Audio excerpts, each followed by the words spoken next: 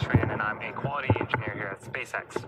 The Star 1 mission marks SpaceX's 25th launch of the year, and for those of you following along, you know that we launched our latest Starlink mission from Launch Complex 39A at Kennedy Space Center in Florida about 24 hours ago. And following this morning's launch, we are expecting to launch a third rocket later tonight from Pad 40 at Florida's Cape Canaveral Space Force Station. Now, at the request of our customer for the current mission, we won't show any second stage views, and we'll be ending our coverage early with the first stage landing about 8 minutes into the mission. Now, before we get any further, let's take a moment to learn more about our launch vehicle. Falcon 9 is our two-stage rocket. It stands about 70 meters tall, roughly the height of a 20-story building. The bottom two-thirds of the vehicle is the first stage and the primary part of the rocket that gets reused again and again. Today will be the third flight for this particular booster, and at the bottom of the first stage, there are 9 Merlin engines that will get Falcon 9 off the ground and up to the thinner parts of Earth's atmosphere. The two stages will then separate from one another. The second stage continues to orbit while the first stage makes its way back down to Earth for its landing attempt back on land. So what you're seeing on screen is landing zone 4, which is pretty close to the pad that it's going to be lifting off from. If successful, today's launch will mark the 125th recovery of an orbital class rocket, including both Falcon 9 and Falcon Heavy boosters. As for the second stage, it will ignite its single Merlin vacuum or MVAC engine about 2.5 minutes into flight. It's this engine that will take the Star 1 spacecraft to its intended orbit. And for our payload today, it's safely enclosed inside of the 17-foot diameter payload fairing, which is the structure at the very top of the rocket. This protects the satellite from aerodynamic heating, loads, and contamination during ascent.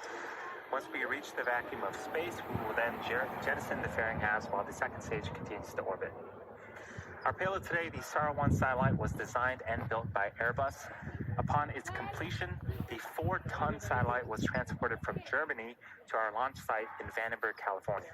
Here's a closer look at that 25-day journey.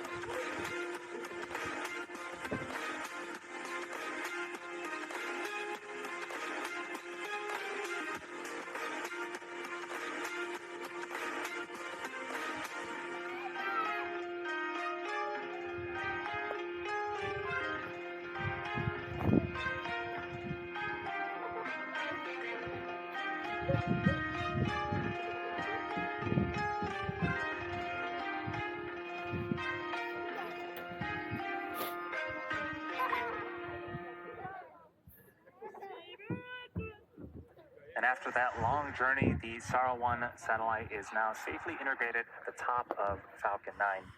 The next major milestone involves the Transporter Erector, or TE, which is the truss structure next to Falcon 9. In preparation for TE retraction, the TE clamp arms right beneath the fairing payload, the payload fairing start to open up. Fog in there. Now, we do have a bit of fog in Vandenberg, which is pretty typical for Vandenberg at this time in the morning. So I don't think we're going to be able to see the clamp arms opening, but they are opening right now. And after those are fully open, that structure next to Falcon 9 will recline away from the vehicle in preparation for liftoff. Can't see the rocket. Can't see anything. The Transporter Erector also routes the vehicle's fluids, power, and telemetry umbilicals from the ground systems to the rocket and satellites until Falcon 9 goes internal on power and clears the pad. It's also what rolls the vehicle out to the pad and lifts it to that vertical launch position that you see on screen. So if you look closely, you can see that we are indeed reclining away from Falcon 9 right now.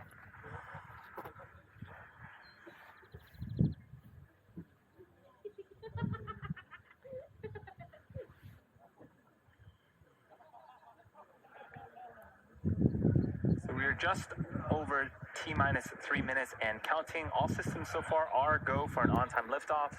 The range is green. The weather, despite the fog that you see on screen, is also green. And the vehicle and payload continue to be healthy. Bleed verification. If for some reason we are not able to launch today, we do have a backup window on Monday at the same time.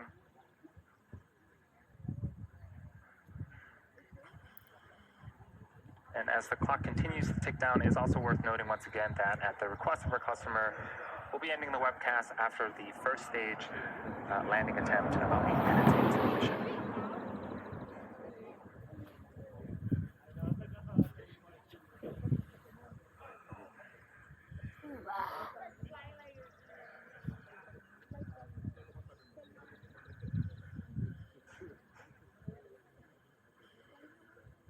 You can see that there are some clouds starting to form around Falcon 9. That is normal and expected for us at this stage in the countdown.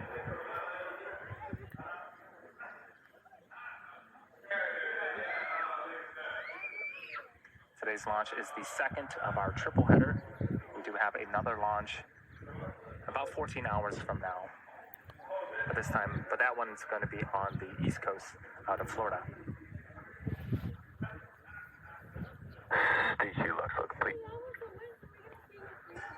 So with the call that stage 2 liquid oxygen loading has been completed, that is all of the propellant that is needed for today's mission. That is now loaded onto Falcon 9. So we are pretty much ready to go for liftoff about 90 seconds from now.